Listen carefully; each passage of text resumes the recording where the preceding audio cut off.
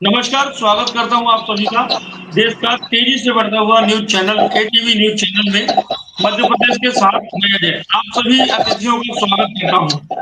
हमारे साथ जिला प्रमुख शिवसेना रामदयाल पांडे जी जुड़े हैं, कांग्रेस से उपेंद्र द्विवेदी जी, आम आदमी पार्टी से राजेश सोनी और देवेंद्र तिवारी, पवन सिंह जी भी जुड़े हैं। सभी का मैं स्वागत करता हूँ और आप सभी को खबरों की ओर लेकर चलता हूँ। मध्य प्रदेश में जिस प्रकार से रोजगार को लेकर जो स्थिति दिख रही है, उसको लेकर हम सबसे पहले बात करना चाहेंगे जिला प्रमुख शिवसेना रामदयाल पांडे जी से। क्या लगता है पांडे जी, मध्य प्रदेश में जो रोजगार की स्थिति है, कैसे बेरोजगारों को रोजगार मिलेगा, विस्थापितों को रोजगार मिलेगा? सर, सबसे पहले तो आप सभी को मेरे तरफ से जय श्री राम, जय भवानी। बहुत बहुत धन्यवाद कि आपने हमको इस लायक समझा कि जोड़ा। सिंगरौली में जो रोजगार की स्थितियां निर्मित हैं, ये हमारे जो अग्रजर लोग हैं, कहीं ना कहीं कमियां हैं उनकी, और ये कमियों को भाई आप लोग माध्यम दिखा सकते हैं, आईना। हमने कई बार यहाँ के जिला कलेक्टर महोदय को पत्र लिखा, लेकिन वही ढाक के तीन पात होते हैं सर। ये कुंभकर्णी निद्रा में सो रहे हैं, क्योंकि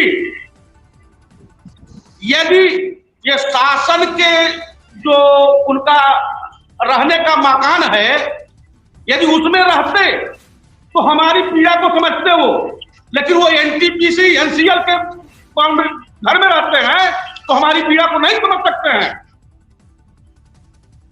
मैं आप सबसे यही कहूंगा कि इनको यथावत जो शासन का जमीन है, जो घर बना करके दिया है शासन ने, वहां पे सब लोग को रहने के कहा जाए, एनटीपीसी का आवाज छोड़ा जाए। जी धन्यवाद। ये तो सवाल तो ये भी है कि मध्य प्रदेश की जो मोहन सरकार है, उसने 70% जो है स्थानीय लोगों को रोजगार देने की बात की है अपने अपने जिलों में। तो जिलों की स्थिति को जानने के लिए हम राजेश जी से मैं चाहूंगा, राजेश जी क्या है जिलों की स्थिति? आप भी एक जिले से निवासरत हैं, क्या लगता है कि जिले में स्थानीय लोगों को जो स्थिति है, क्या 70% रोजगार मिल रहा है कि नहीं?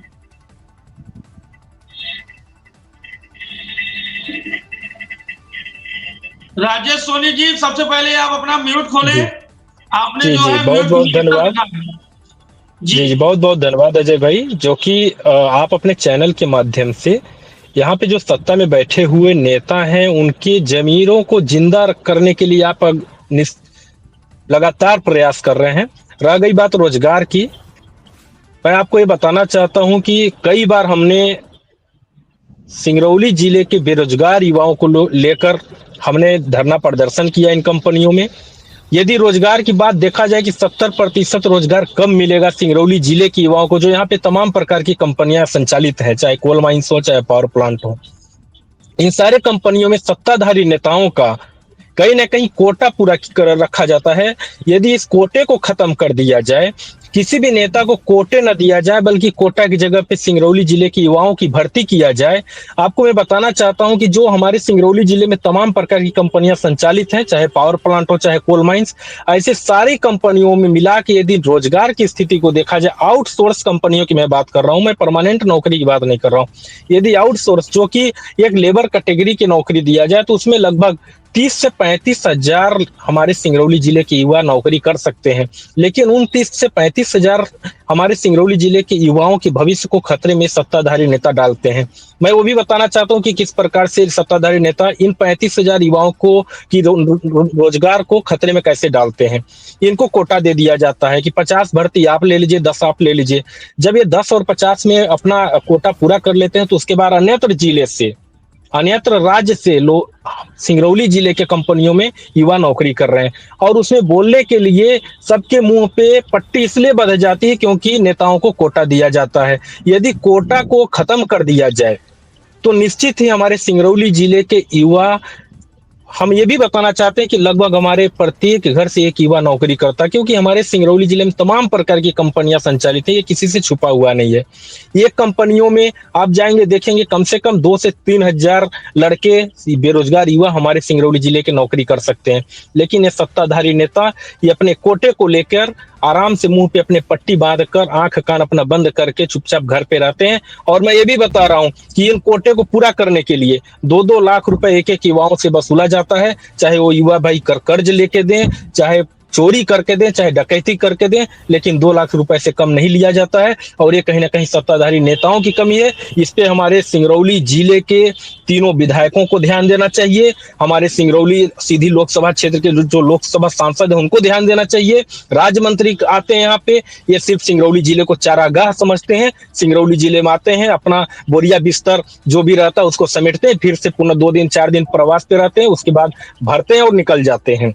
मुख्यमंत्री महोदय को राजेश जी ने पेपर में कोटे कहने की की बात है। राजेश, आपने कोटे की बात करें, कोटों में तो मैंने अक्सर देखा है कि चावल, राशन, दाल, नमक मिलते मैंने देखा है। लेकिन यहाँ मध्य प्रदेश में तो कोटा में जो है नौकरी मिल रही है, और नौकरी जो है 1 लाख, 2 लाख, 5 लाख में मिल रही है। तो कहीं ना कहीं प्रदेश सरकार ने काफी मेहनत किया है, तब तो आज उनके विकास जो है सामने दिख रहे हैं। कोटे में जो है नौकरी मिल रही है, क्यों उपेंद्र, क्या लगता है? तो मैं यही बताना चाहता हूँ कि एक तरफ से सरकार एक कोटा जो कि चावल दाल और चावल गेहूं के लिए कोटा खोल के रखा हुआ है, लेकिन सरकार जिसकी सरकार है भारतीय जनता पार्टी की सरकार जो है वो अपने सत्ताधारी नेताओं को, जो यहाँ पे लोकल नेता हैं, उनके लिए एक अलग कोटा खोल के रख दिया है। उन कोटा में सिर्फ नौकरी बेची जाती है। और मैं यही कहना चाहता हूँ कि यदि इस कोटा को मुख्यमंत्री महोदय इस कोटे को बंद कर दें तो हमारे सिंगरौली जिले के प्रत्येक घर का एक युवा रोजगार करेगा, नौकरी करेगा। क्योंकि मैं पहले भी बता चुका कि 30 से 35 हजार जगह रहते हैं हमारे सिंगरौली जिले में, जो तमाम प्रकार की कंपनियां संचालित हैं, और वो भी लेबर कैटेगरी की नौकरी मैं बात कर रहा हूं, मैं परमानेंट नौकरी की बात नहीं कर रहा हूं। बिल्कुल, हम उपेंद्र की ओर चलते हैं। उपेंद्र, रोजगार के जो वादे हैं, कहते हैं कि झूठी है मोहन सरकार, कितना क्या लगता है उपेंद्र, रोजगार का इंतजार झूठी है मोहन सरकार? सबसे बड़ी बात, आप सबको सादर प्रणाम। जितने भी मेरे दोस्त, मेरे भाई जुड़े हुए हैं, सभी दल, सभी गुट के मेरे तरफ से बहुत बहुत शुभकामनाएं, एवं पत्रकार महोदय को ढेर सारी शुभकामनाएं। मोहन सरकार आपके सामने है और हर एंगल से झूठी है। जहां झूठ की बात आती है, जुमले की बात आती है, आपने देखा होगा, लाडली बहाना से मैं शुरुआत करता और अंत कहां तक करूंगा आप सुनते जाइए। आपने देखा होगा, यही मोहन सरकार, यही भारतीय जनता पार्टी की सरकार ने कहा था मैं लाडली बहाना को 3,000 रुपये पर मंथ दूंगा। क्या मिल रहे हैं? 70% रोजगार की बात जो आती है कि मैं 70% रोजगार दूंगा। सिंगरौली जिले या मध्य प्रदेश के किसी भी जिले में किस युवा को उस 70% के तहत रोजगार दिया गया है? तीसरी बात, जो आपने अभी कहा है भाई साहब ने, कोटे की बात, वास्तव में भारतीय जनता पार्टी के नेताओं को कोटा आवंटित किया गया है, न कि किसी दल के नेताओं को कोटा आवंटित किया गया है। यदि किसी भी दल के, किसी भी संगठन के लोग आवाज उठाते हैं बेरोजगारी को, महंगाई को लेकर, या तो उन्हें उनकी आवाज को दबा दिया जाता है, या उनको भारतीय जनता पार्टी के षड्यंत्र में जेल में डाल दिया जाता है, या उनको कुचला जाता है।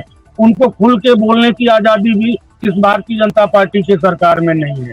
इसके बाद भी सिंगरौली जिला वास्तव में चारागाह बन के रखा हुआ है भारतीय जनता पार्टी के लिए। यहाँ कोई भी आता है अटैची लेकर चला जाता है, चाहे वो प्रभारी मंत्री हो, राज्य मंत्री हो, या फिर कोयला मंत्री हो। यहाँ आएंगे, अपनी अटैची लेंगे। चूंकि सिंगरौली सिंगी ऋषि की तपोभूमि है, यहाँ के लोग, यहाँ की जनता कहीं न कहीं भरोसा करके और उस पार्टी को अपना मत दिया। अपने उनको ये लगा कि मैं अच्छा विधायक बनाऊंगा, अच्छा सांसद बनाऊंगा, लेकिन कहीं न कहीं उनको वो चीज नहीं मिली। बिल्कुल उपेंद्र, आप जो है आजादी की बात कर रहे हैं। आपको बताना चाहूंगा 15 अगस्त 1947 को जो है हमारा देश जो है आजाद हो चुका था। इसके पहले अंग्रेजों के जो हाथों में था, तो देवेंद्र, क्या लगता है, आप पत्रकारिता के क्षेत्र में जो है आप हैं, कहां तक आप इस बात को देखते हैं? रोजगार की स्थिति है, लोगों को रोजगार नहीं मिल पा रहा है, विस्थापितों को उनके हक अधिकार नहीं मिल पा रहे हैं, और यहाँ पर तो आजादी की बात की जा रही है। सही कहा जा रहा है। यहाँ का जो सिस्टम है ना, पूरी तरह से नेताओं के अधीन है। वह पूरा सारा नौकरी खा ले रहे हैं, सारा हक मार ले रहे हैं। ठीक है, नौकरी हक के साथ साथ जो उन लोगों को चाहिए आवश्यकताएं जिन चीजों की हैं, उन्हें भी वह खा ले रहे हैं। देखिए, माइनिंग कंपनियों में अभी, आउटसोर्सिंग कंपनियों में वैकेंसी निकल रही है, नौकरी के लिए युवा जा रहा है, लेकिन कोटा विधायक के 10 लड़के रहेंगे, 100 लड़के सांसद के रहेंगे, 50 लड़के मंत्री जी के रहेंगे। अरे भाई, गरीब लोगों का गरीब के बच्चे सब कहाँ जाएंगे? गरीब लोग कहाँ जाएंगे? गरीब युवा कहाँ जाए? आप लोग बताइए।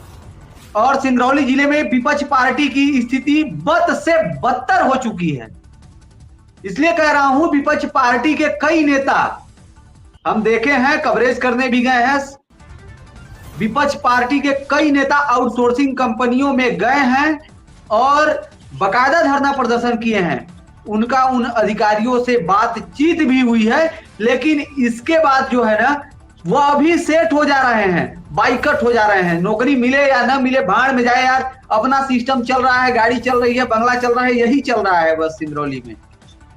विपक्ष पार्टी अगर मजबूत रहेगी ना, सुनिए, विपक्ष पार्टी अगर मजबूत रहेगी तो विधायक और सांसद की औकात नहीं है।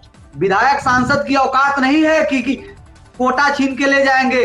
गरीब, असहाय और जो बेरोजगार युवा हैं, उनको रोजगार नहीं मिलेगी। जी अजय।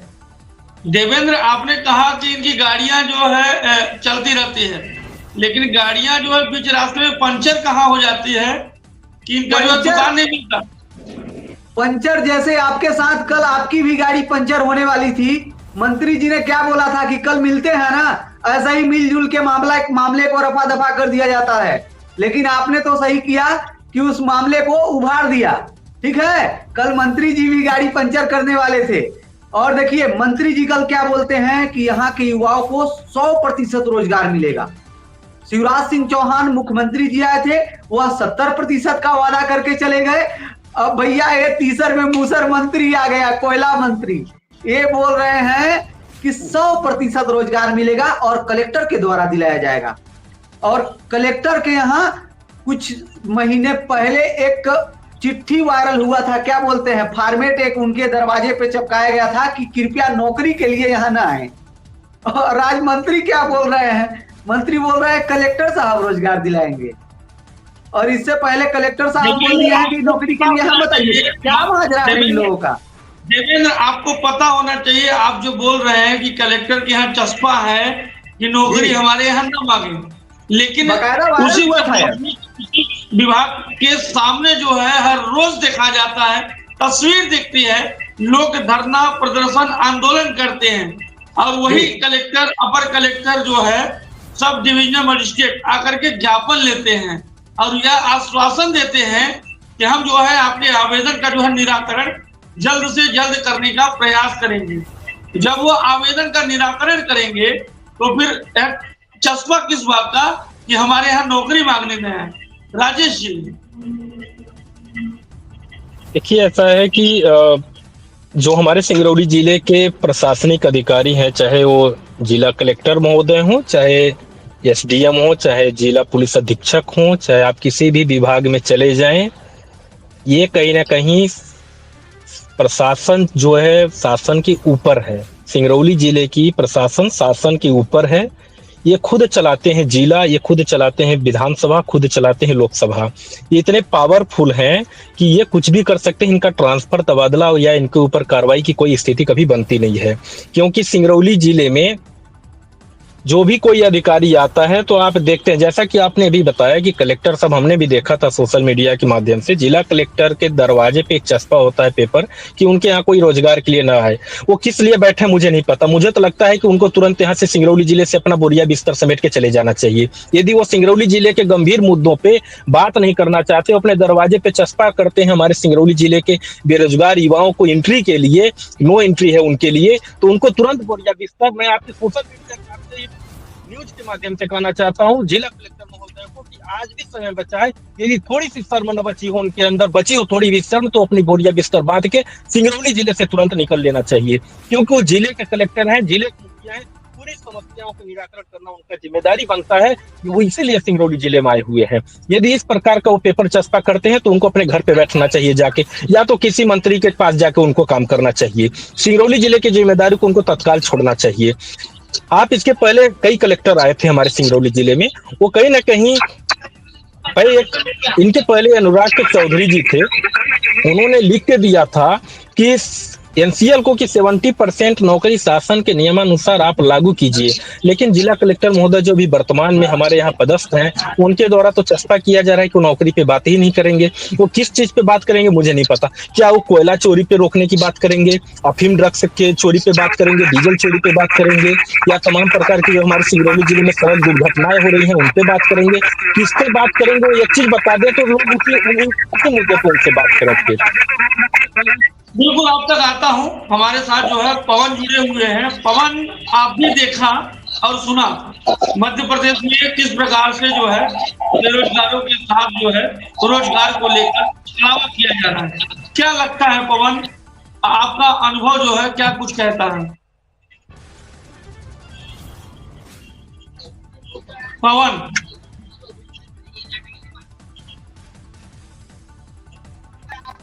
पवन, क्या आप मेरी आवाज को सुन पा रहे हैं?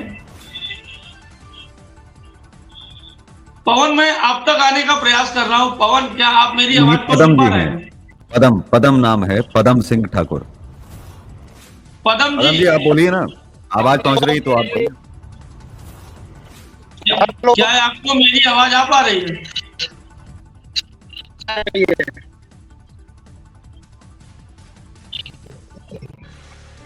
नहीं, आपने देखा और सुना जो बेरोजगारों को लेकर के जो रोजगार की स्थिति और परिस्थिति यहाँ पर दिख पा रही है। रोजगार अगर कोई मांगे तो लोग 2 लाख रुपए मांगे, अब कुछ कहते हैं कि मेरा कोई सुनता नहीं है जी। तो आपका अनुभव क्या कहता है पदम जी? भाई साहब, मेरा अनुभव यह कहता है कि 2014 के बाद से रोजगार के लिए पहले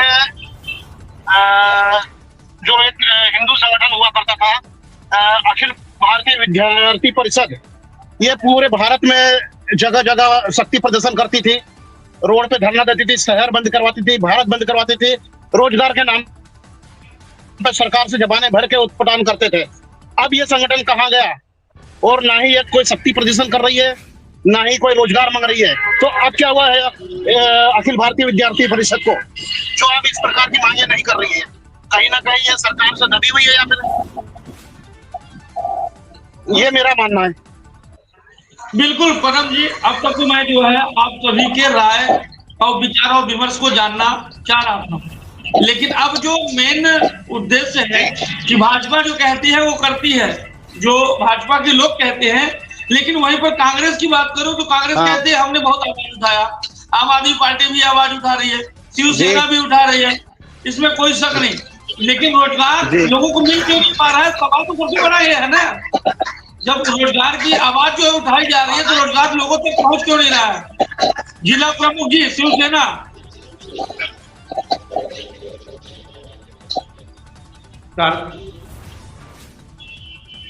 रोजगार न मिलने के पीछे यहाँ की प्रशासन जो निकम्मी है, दूनी है, बहरी है, कुंभकर्णी निद्रा में सो रही है, कहीं न कहीं संलिप्त है। श्रीमान जी उनके आवास में रह रहे हैं, उनके घर में रह रहे हैं, उनके गाड़ी में चढ़ रहे हैं। जब उनके गाड़ी में चढ़ रहे हैं, उनके घर में रह रहे हैं, तो क्या वो मेरी सुनेंगे, उनकी सुनेंगे? चलिए ठीक है, मैं आपकी बात पर आता हूँ। आप बोल रहे हैं कि उनकी सुनेंगे ना, क्योंकि एनटीपीसी कंपनी की आवाज में जो प्रशासन रह रही है, तो आप लोग कर क्या रहे हैं? आप लोगों की आवाजें जो है कहाँ पे रुक रही है? आप लोगों ने आवाज जो उठा रहे हो, उस आवाजों में जो आपके दम क्यों नहीं है? आप लोग रुक क्या रहे हैं क्या? या फिर आपकी आवाजों में जो है बीच में रुकावट आ जा रही है? अभी मैं लेटेस्ट 1 महीने के अंदर अंदर इनको घेरने का प्रयास कर रहा हूं श्रीमान जी, और आप ही लोग गवाह बनेंगे। आप ही लोग गवाह बनेंगे जब देखिएगा कि शिवसेना जो कहती है वो करती है। हम सब पे निवेदन करेंगे। हम ये नहीं चाहते कि शिवसेना, भाजपा, कांग्रेस, बीजेपी नहीं। लोगों के बीच में मैं जो- रख रहा हूं जिस आंकड़े को, मेरी आवाज पहुंच रही है आप सभी तक? बिल्कुल सर। एक बहुत बड़ा आंकड़ा बहुत जरूरी है, क्योंकि जब से मोहन सरकार आई है तब से लगातार पकड़ पकड़ के जो रोजगार देने की प्रक्रिया चला रही है मध्य प्रदेश के अंदर, उसको जो है पूरे मध्य प्रदेश ने भी जान लेना चाहिए कि भाई आपको आने वाले समय में आपको भागना पड़ेगा राज्य छोड़ करके, अगर आप नौकरी नहीं करना चाहते हैं, क्योंकि परेशान हो जाएंगे, इतनी नौकरी जो है लाने वाले हैं। लेकिन उसमें क्या हकीकत है, अनएम्प्लॉयमेंट की अगर हम बात करें, जो आंकड़े हैं मध्य प्रदेश में 33 लाख पंजीकृत बेरोजगार, और सरकार का दावा 25,82,000 का है। यहीं पर जो है अगर हम बात करें मध्य प्रदेश विधानसभा में एक सवाल के जवाब में जो है राज्य बेरोजगारी के जो आंकड़े सामने जो आए वो काफी हैरान करने वाले हैं। सरकार के दावे जो थे कि वो लगभग 7.6 लाख बेरोजगार हैं, और उससे अधिक हैं शायद। मध्य प्रदेश में बेरोजगार लोगों की संख्या में विसंगतियों ने लोगों को हैरान करने के साथ ही परेशान भी कर दिया है। विशेष रूप से यहाँ पर विसंगति शब्द आपको याद रखना है। दूसरा, पिछले साल बेरोजगार लोगों की संख्या जो है 35.73 लाख थी, और उसके बाद घट करके अचानक से एक साल के अंदर ही, केवल एक साल के अंदर 25.82 लाख हो गई। मतलब जो 36 लाख की जो संख्या थी बेरोजगारों की, वो थी शिवराज सरकार में, और अचानक से एक साल में केवल 25 लाख रह जाती है। मतलब आते ही आते मोहन सरकार जी ने जो है, मोहन सरकार ने सबको नौकरी दे दी। इसके बाद में हम अगर बात करें कि आवेदकों की योग्यता, आवेदकों की संख्या जो इंजीनियरों की है वो इस वक्त जो है 1,22,532 है, एमबीबीएस की 3621 है, और एमबीए की 16,037 है।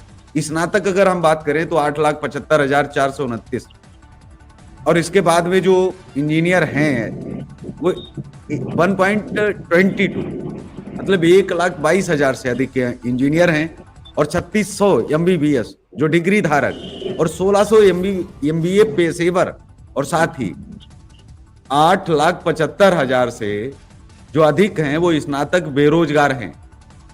तकनीकी शिक्षा विकास और बेरोजगार विभाग के अनुसार 31 मई तक लगभग 2,60,000 के आसपास जो है वो आवेदन उनके पास आए थे।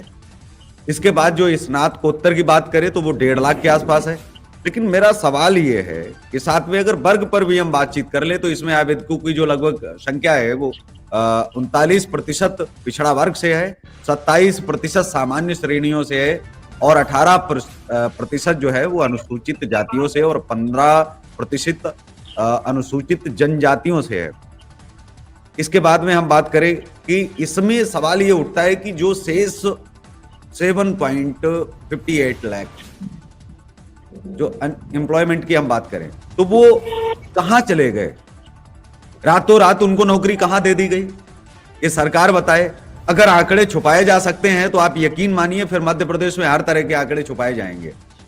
आखिर मोहन सरकार करना क्या चाहती है, क्या जताना चाहती है कि नहीं शिवराज जी की सरकार जी जो थी उसमें अनएम्प्लॉयमेंट था, हमारी सरकार में आते ही हमने एकदम से 50% कम कर दिया और अचानक, लेकिन कहीं कोई भर्ती नहीं निकली, कहीं कोई अंदर गया ही नहीं, तो ये कैसे संभव है? इस चीज को मैं ये जानना चाहता हूं। उपेंद्र द्विवेदी जी, आवाज आ रही मेरी आप तक? अचानक रात रात 10 लाख लोग गायब जैसे हो जाना, और वो भी 10-20 लोग नहीं है, 10 लाख लोगों का, एक तरह से तो आंकड़ा बहुत कम है मैं जो बता रहा हूं, 10 लाख से अधिक लोगों का एकदम गायब कर दिया जाना आंकड़ों से। क्या चौंकाता नहीं है कि 10 लाख लोग भर्ती कहां किए गए, जब भर्ती ही नहीं निकाली अभी तक, और उन 10 लाख लोगों की संख्या कम कर दी गई? तो ये जो आंकड़ों से छेड़छाड़ है कि क्या ये ठीक है? क्या अब सरकार के जो ऐसे विभाग हैं, अब वो सरकार के पिछलग्गू हो गए हैं। अब सरकार कहेगी कि नहीं, कल को 25 लाख बच्चे, वो भी आप जीरो मार दीजिए। तो सीधा सा कह दीजिए कि भारत के अंदर नहीं, पूरी दुनिया में मध्य प्रदेश एक ऐसा स्टेट बन गया है जहां अनएम्प्लॉयमेंट है ही नहीं, जबकि अमेरिका में भी है, लेकिन मध्य प्रदेश के अंदर कोई बेरोजगार नहीं रहता है।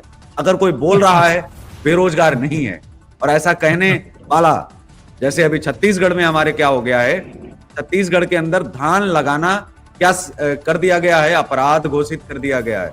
छत्तीसगढ़ का किसान अगर धान लगाएगा तो जुर्माना भी लगाया जाएगा। आप सोचिए, मतलब ब्रिटिश हुकूमत वापस आ रही है। जैसे अंग्रेज कपास की खेती करवाते थे, कहते थे कि आपकी खेती तो है, मेहनत भी आपकी है, लेकिन आप क्या बोओगे, क्या हम काटेंगे, कैसे लेंगे, ये हम तय करेंगे। आप कौन होते हैं? आप किसान हैं, ठीक है, लेकिन चलना मेरे हिसाब से पड़ेगा। अब वही छत्तीसगढ़ में जो फरमान हो रहे हैं, छेड़छाड़ जो हो रही है, आपको लगता है कि ये बहुत ज्यादा खतरनाक है? जी, क्योंकि इसलिए आंकड़े बीच में रखे, अजय शर्मा जी के साथ भी साझा ये करना बहुत जरूरी है। और चैनल जब देखें लोग आगे, तो उनको ये पता चले कि आखिर हमारे साथ घपला कहाँ हुआ है। बेरोजगार तो नहीं मिल रहा है, बेरोजगारों के साथ भद्दा मजाक और कर दिया गया है। इस मजाक को बेरोजगार कैसे रातों रात सहन करेंगे? और उसके बाद में हम शिवसेना प्रमुख भी आएंगे, और साथ ही हमारे जो अन्य साथी हैं उन तक भी हम पहुंचेंगे। सभी का क्रमवार 2-2 मिनट हैं आपके पास कि आप सीमित शब्दों में कि कैसे आप इसको बताएं, ये बेरोजगारों के साथ मजाक क्यों? नहीं दे पा रहे हो तो मना कर दीजिए, कोई दिक्कत नहीं। जी केशव भाई साहब, आपने जैसा कहा छत्तीसगढ़ में अपनी ही जमीन पर धान लगाना गुनाह है, ठीक उसी तरह से हमारे विपक्ष के नेता राहुल गांधी जी यही बोलते चले आए। संविधान का जो उन्होंने किताब लेकर के और हर मंच में खड़ा हुआ, उन्होंने सिर्फ यही कहा है कि आप संविधान की रक्षा करने के लिए मैं आया हूँ। आज संविधान की अहमियत समझ में आ रही है। भारतीय जनता पार्टी ने कही थी अब की बार 400 पार, अगर कहीं उसका 400 पार हुआ होता तो आज हम आप जो डिबेट कर रहे हैं बैठ करके, इसमें भी हम लोग न कर पाते। इसके लिए भी मुझे कार्रवाई मेरे ऊपर हो जाती है, शायद आपके ऊपर भी हो जाती है। तो कहीं न कहीं तो रोजगार देंगे क्या? जब इस संविधान को ही खा जा रहे हैं तो रोजगार देंगे कैसे? एक और सवाल साथ में है, राजेश सोनी जी भी हमारे साथ में जुड़ गए हैं। मैं स्क्रीन पर कुछ चेहरा दिखाना चाहता हूं। इस चेहरे को लगातार कई बार राहुल गांधी जी प्रयास करते आए कि ये जो चेहरा है, इस चेहरे से जो है आपको जुड़ना नहीं है, इसको याद रखना है। ये जो कंपनी है इसका नाम जरूर याद रखना है। क्या हुआ है मैं आपको बताता हूं। एक ही दिन में दुनिया का पहला ऐसा उद्योगपति है, एक दिन में इसके बर्बादी की जो कहानी शुरू हुई वो बहुत ही सुनाने वाली है। शायद इतिहास लिखा जाएगा तो सबसे जो है बेकार इसी व्यक्ति का नाम लिखा जाएगा कि जो सत्ता के नशे में इतना मदमस्त हो गया कि इसको पता ही नहीं चला कि मैं क्या क्या कर रहा हूं। 600 बिलियन लूटने चला था अमेरिका को, लूट भी लिया था। 250 बिलियन लूट लिया, 250 करोड़ लूट लिया, अमेरिका बर्बाद कर दिया। ये कहिए थोड़ा बहुत बचा था, नहीं तो ये तो अमेरिका बिकने की कगार पर आ जाता। केन्या में रात में, ये 600 की सुबह, मतलब वहां की अदालत इसको दोषी साबित करती है, इसके खिलाफ अरेस्ट वारंट जारी करती है और कहती है कि इसने तो 250 बिलियन हमारी अमेरिका से ठगी की है, रिश्वतखोर है, रिश्वत का लेन देन बताया उन्होंने और इसको ठग साबित किया गया है अमेरिका के अंदर। ये वांटेड है इस समय। इसके बाद में आते हैं कि उसी दिन जो भारत के अंदर 2.5 लाख करोड़ का एनएसई, जो हमारा नेशनल स्टॉक एक्सचेंज है, उसने नोटिस जारी कर दिया 2.5 लाख करोड़ के मामले में, भारत से ही एक ही दिन में। कल की बात मैं बता रहा हूं। तीसरा, इसी व्यक्ति को रात में केन्या ने 700 बिलियन का जो प्रोजेक्ट इसके पास था वो छीन लिया और इसको भगा दिया, कहा कि आप जाइए, हम आपको प्रोजेक्ट नहीं देंगे। और बांग्लादेश में तो इसकी स्थिति हम जानते ही हैं कि इतनी खराब है कि इनको वहां पर विरोध प्रदर्शन हो रहे हैं बहुत सारे देशों में, और अडानी पर जो है सरकार मौन है। राहुल गांधी को हम पप्पू समझते हैं, चीजें करते हैं, वो लोग जो कर रहे हैं वो लगातार ठीक है, लेकिन राहुल गांधी ने जब जब भी बोला है, मुंह खोला है, तो सच बोला है। चाहे हम कोरोना की बात करें, उनको हम गंभीरता से लें न लें, लेकिन अब सोचने का वक्त आ गया है कि हम राहुल से सहमत अथवा असहमत हो सकते हैं, किंतु राजनीति में उनको नजरअंदाज नहीं किया जा सकता है। आप उनके विचारों से कोई समस्या नहीं है। मैं जो हमारे जिला प्रमुख जी जुड़े हैं, मैं उनसे जानना चाहूंगा कि कैसे देखते हैं बेरोजगार को, बेरोजगारी को, और साथ ही जो हम बात कर रहे थे इन महोदय की, जिन्होंने अमेरिका लूटा, केन्या लूटा, बांग्लादेश लूटा, क्या अमेरिका में जिस व्यक्ति ने जाकर के इतने बड़े झोल झपाटे किए हैं, क्या भारत का नाम अमेरिका में नहीं खराब हुआ? अब क्या अमेरिका में जो जाकर के 600 बिलियन लूटने का प्लान था, क्या अमेरिका के लोग अब भारत के उद्योगपतियों पर विश्वास करके उनको पैसा दे पाएंगे? जी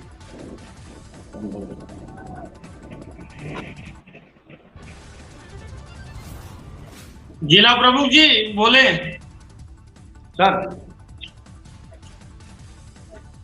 थोड़ा एक बार रिमाइंड और हो जाए तब तक।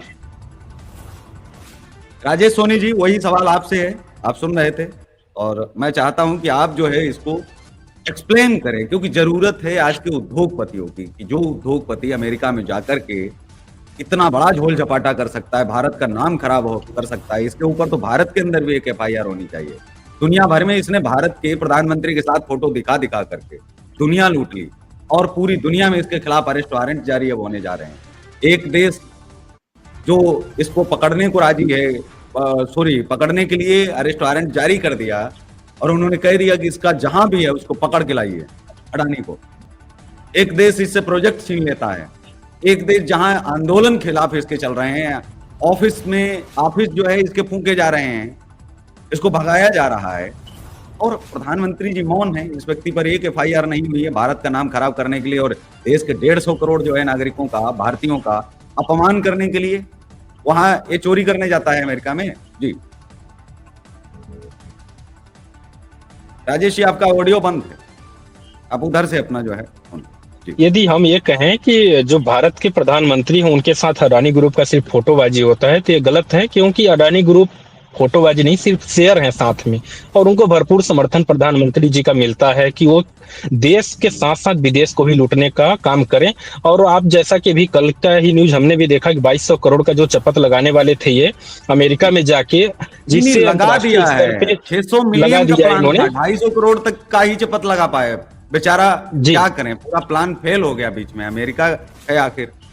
जी तो जिस तरह से अंतर्राष्ट्रीय स्तर पे अडानी ग्रुप के वजह से भारत की बदनामी हुई है, भारत के जो हमारे यहाँ के बिजनेसमैन हैं जो उनका जो बदनामी हुआ है, कोई भी भरोसा करने के लिए जल्दी तैयार नहीं होगा किसी भी देश के लोग, क्योंकि अडानी ग्रुप के ऊपर भारतीय जनता पार्टी जिनकी सरकार है, प्रधानमंत्री नरेंद्र मोदी जी का भरपूर सहयोग मिलता है, समर्थन मिलता है। अडानी ग्रुप यदि देखा जाए, चाहे आप पोर्ट पे जो अफीम चरस पकड़ाए जाते हैं पूरे अडानी ग्रुप के रहते हैं, तमाम प्रकार के जो भी जितने भी गलत कृत्य किए जा रहे हैं अडानी ग्रुप के द्वारा किया जा रहा है लगातार, जो 10 सालों में इतना तेजी से जो ऊपर उठे हुए हैं। समय का भी हमें ध्यान रखना है और जल्दी जल्दी सभी से जवाब भी लेना है। जो छत्तीसगढ़ के अंदर धान लगाना मना हो गया, मतलब धान नहीं अफीम हो गई, बैन कर दिया गया, जुर्माने की बात की जा रही है। वो तो मौखिक तरह से कहा गया था, लिखित में नहीं जारी किया है। और कांग्रेस ने जब कहा तो मुख्यमंत्री को खुल करके आगे आना पड़ा, बोले नहीं नहीं नहीं आप लगाइए धान। जब समझ गए, पकड़ गए तो आप धान लगाइए। क्यों?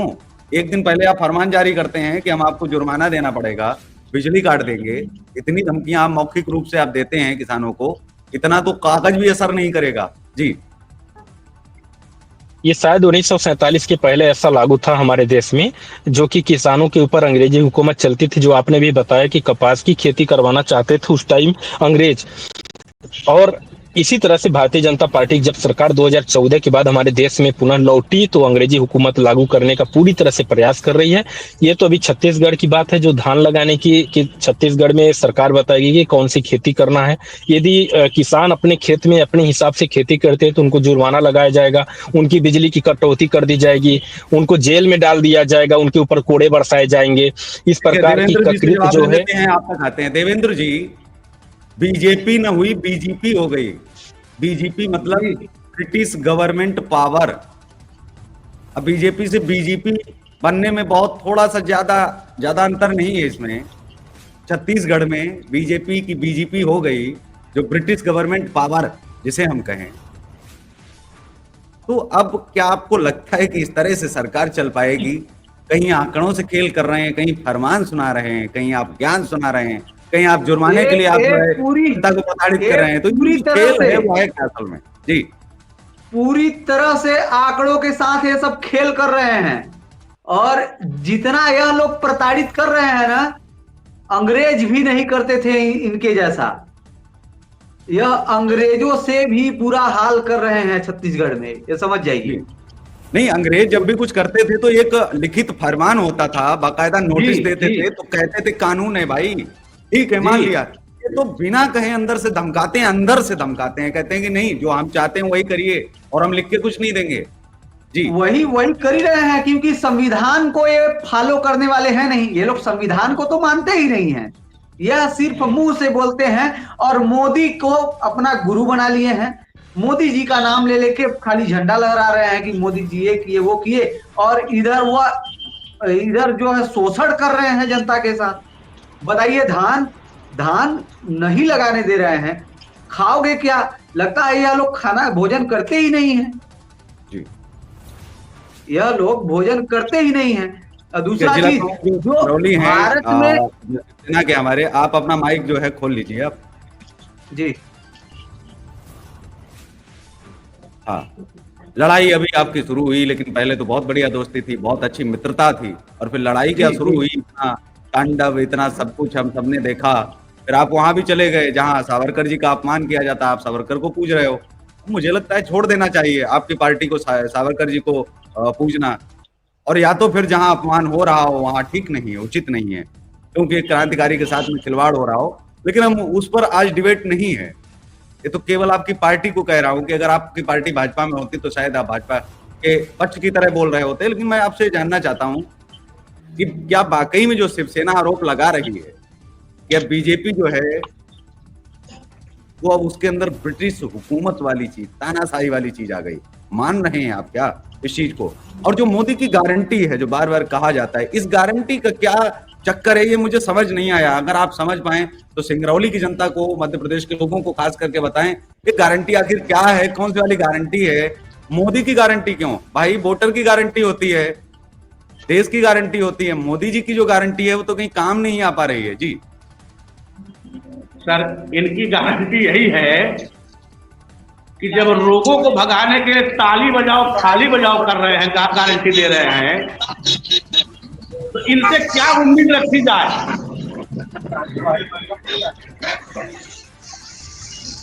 लोगों को भगाने के लिए ताली बजाओ खाली बजाओ। बिल्कुल। अब आप समझदार हैं, क्या कहा जाए? रामदयाल जी, फिलहाल मित्र और दोस्त का रिश्ता हम थोड़ा साइड में करते हुए सीधा मुद्दे पर आते हैं। जिस मुद्दे को लेकर हम लाइव आए हुए हैं, इस मुद्दे को लेकर जो है आप सीधा प्रसारण मध्य प्रदेश का एकमात्र एक ऐसा सिंगरौली जिला है, कहते हैं जहां विस्थापितों के साथ जो है छलावा किया जाता है, विस्थापितों को भी दरकिनार कर दिया गया है। उस पर तो जरा आप लोग कुछ करिए। सर, निश्चित रूप से हम लोगों ने तैयारी कर लिया है, और आपके चैनल के माध्यम से मैं दिखाना चाहता हूं, फिर भी देख लिया जाए। हम लोग पूर्ण रूप में तैयारी कर लिए हैं, और आने वाले समय में हम यहाँ इन लोगों की ईट सईट बजाने की तैयारी किए हैं। उपेंद्र आपने सुना, शिवसेना के लोगों ने जो है तैयारियां कर ली है, तो हमें लगता है कि कांग्रेस को बोलने से पहले शिवसेना जो है बेरोजगारों को रोजगार दिला देगी। संभव प्रयास हमारा यही है, उपेंद्र बोलने का प्रयास करेंगे सर जी, हम सबसे निवेदन करेंगे। हमारा एक है, शिवसेना बीजेपी कांग्रेस नहीं, हम सब लोगों को निवेदन करेंगे कि सब लोग मिल करके यहाँ के बेरोजगारों को रोजगार दिलाएं। मैं जिले के मुद्दे की बात देना चाहता हूँ कि जो बेरोजगारों के साथ खड़ा है, मैं उसके साथ खड़ा हूँ। भाई साहब, मैं वही चीज बता रहा हूँ। सिंगरौली जिले के मुद्दे की बात को लेकर के मैं वही चीज आपसे कहना चाहूंगा कि यदि आप सब मुहिम छेड़ते हैं तो आप जिले के युवाओं को रोजगार दिलाने का काम करें। जिस तरह से सरकार ने भारतीय जनता पार्टी की भ्रष्ट सरकार ने सिंगरौली जिले के किसानों को जमीनें कौड़ियों के भाव लेने का काम किया है, चाहे वो प्रशासन के दम पर हो, पुलिस के दम पर हो या नेताओं के दम पर हो, लेकिन उनके साथ अन्याय, अधर्म, अनीति न हो। आप चाहे किसी भी दल के हो, किसी भी संगठन के हो, किसी भी राजनीतिक पार्टी के हो, आप जिले की मुद्दे की बात करें, आप जिले के मुद्दे को लेकर आगे बढ़े, निश्चित रूप से सिंगरौली जिला हमारा मजबूत होगा।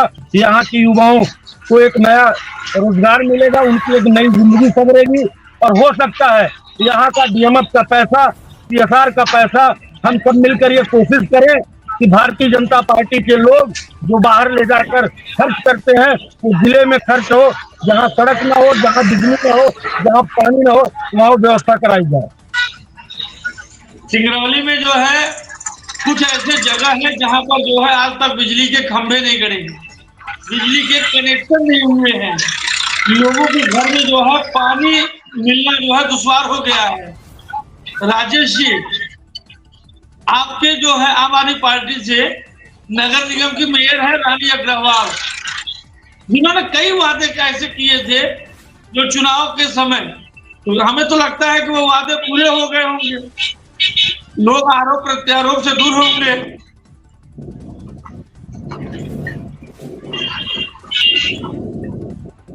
आपकी आइडियो म्यूट है।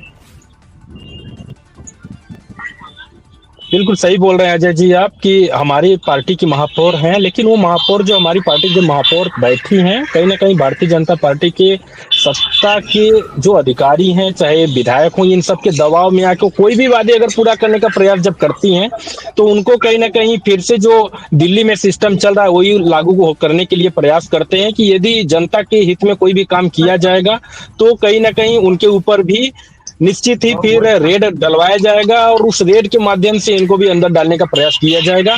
कहीं ना कहीं महापौर महोदय हमारी दबी हुई है उनके डर से, कहीं जो कि यदि एक बिजनेसमैन अगर चुनाव न जीते तो शायद हमको लगता है कि समाज और जनता का काम करने में बिल्कुल कोई हिचकिचाहट नहीं होती है, लेकिन जब यदि कोई बिजनेसमैन ही चुनाव जीत जाए और अपना व्यापार देखने लगता है तो उसको कहीं ना कहीं जनता के काम में करने से पीछे हटना पड़ता है। सेम यही सिचुएशन हमारे सिंगरौली मेयर के साथ भी हो रहा है।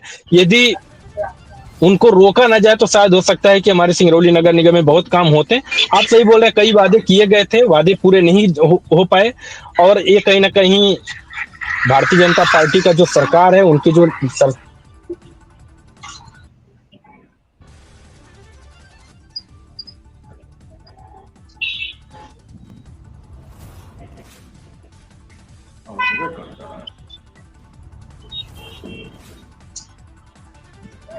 बिल्कुल जो है फिर आना चाहूंगा केशव सर के पास।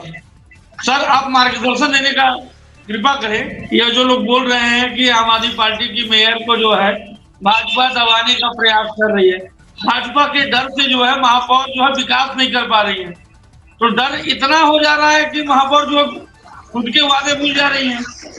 केशव सर जी, देखिए कुछ चीजें ऐसी होती हैं जिनको लेकर के चाहे अरविंद केजरीवाल ने पहले भी कहा है, और एक महापौर बहुत बड़ा पद नहीं है।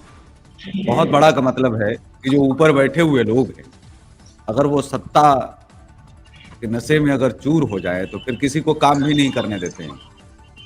महापौर के जो काम हैं वो वास्तविक रूप से अगर काम करने दें तो बहुत सही ढंग से हो पाएंगे। विपक्ष कैसे कमजोर हो, एक में बैठे हुए लोग कभी आगे नहीं बढ़ने देंगे, वो तो चाहेंगे ही, लेकिन जो एक महापौर अगर बन गया है वो क्यों नहीं चाहेगा कि हम आगे बढ़ें ताकि हमारी पार्टी और जो है विकास कर सके। तो इसमें मेरा साफ मानना है कि जो सत्ता में जो पार्टियां हैं वो विपक्ष के लोगों को काम सही ढंग से वास्तविक में नहीं करने देती, और मध्य प्रदेश की बात करें तो वहाँ पार्टियां एकजुट नहीं है, जो विपक्ष में है उनमें मतभेद है, मनभेद है, बहुत कुछ ज्यादा है।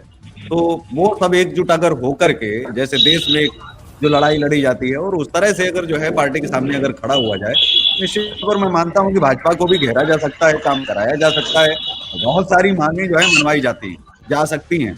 अब किसी चीज पर कांग्रेस सहमत है तो उस पर आम आदमी पार्टी सहमत नहीं है, किसी पर शिवसेना सहमत है तो कांग्रेस सहमत नहीं है। अब ये चीजें हैं कि एक विचारधारा बनानी पड़ेगी कि विचारों सहमत हो ना हो, लेकिन विकास कार्य के लिए एकजुट होना पड़ेगा, सबको एक साथ आकर के आंदोलन करने पड़ेंगे। राहुल गांधी के अकेले आंदोलन से कुछ नहीं होगा। मध्य प्रदेश में जिला वाइज, तहसील वाइज सारी पार्टियों को एकजुटता दिखानी पड़ेगी, एकजुटता साप्ताहिक, इनको सामूहिक प्रयास क्यों नहीं ये लोग करते हैं। सामूहिक प्रेस कॉन्फ्रेंस इनकी क्यों नहीं होती है? केवल राहुल गांधी करेंगे तो होगा? सिंगरौली के अंदर सामूहिक प्रेस कॉन्फ्रेंस आज तक हुई क्या? आप बताइए। आप तो वहां पर कर रहे हैं ना, रिपोर्टिंग भी आप करते हैं। क्या सामूहिक प्रेस कॉन्फ्रेंस में एक एक जगह नहीं मिलनी चाहिए? क्या राजेश सोनी जी, शिवसेना प्रमुख जी, ये सभी लोग एक साथ बैठ करके और एक सामूहिक एक लगा दें कि भाई ये इंडिया सिंगरौली का जो है प्रेस सम्मेलन है, तो इनकी ये जिम्मेदारी बनती है।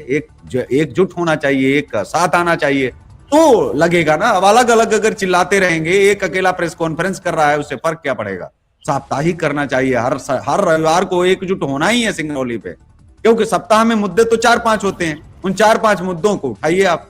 सामूहिक मतलब वास्तविक में दिखावा नहीं है, एकजुट हो तो एक साथ दिखने भी चाहिए। 5 साल बाद आप जो है चुनावी मेढक की तरह जब पार्टियां निकल के आती हैं, वो जनता को अब पता चल गया है।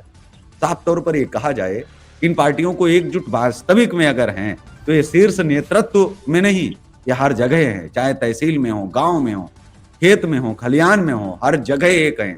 हाँ, विचारों में आगे पीछे हो सकते हैं।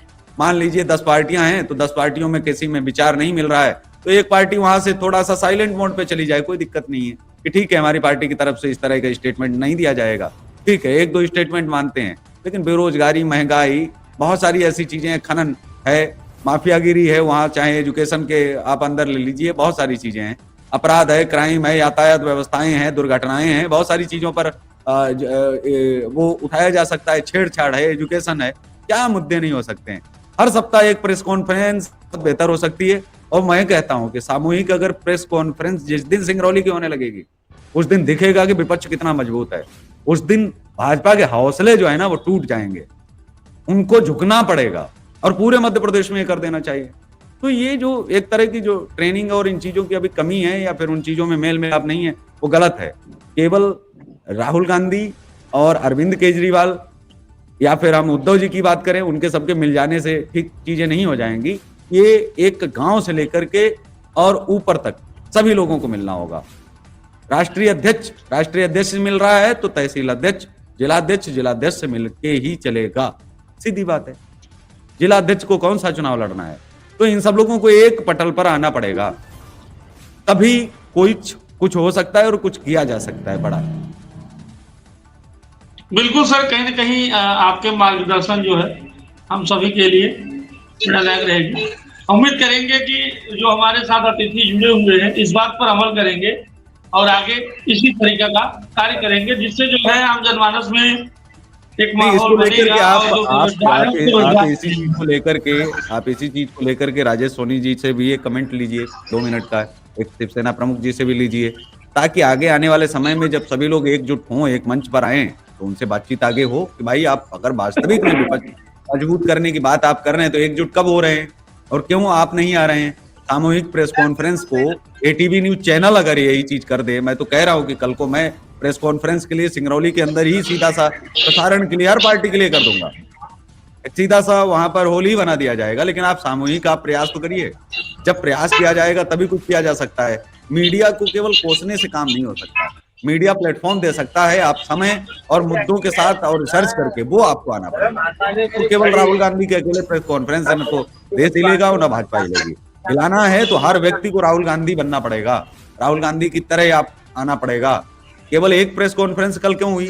मैं तो ये कहता हूं कि हर जिले में प्रेस कॉन्फ्रेंस कल होनी ही चाहिए थी। इसके अडानी के खिलाफ सभी जिलों में क्यों नहीं हुई? कांग्रेस के लोगों ने क्यों नहीं की और फिर सारी पार्टियों ने क्यों नहीं की? तो कहीं ना कहीं अभी एकजुटता में बहुत कमी है और ये उतना परिपक्व नहीं है जो नीचे तक होना चाहिए।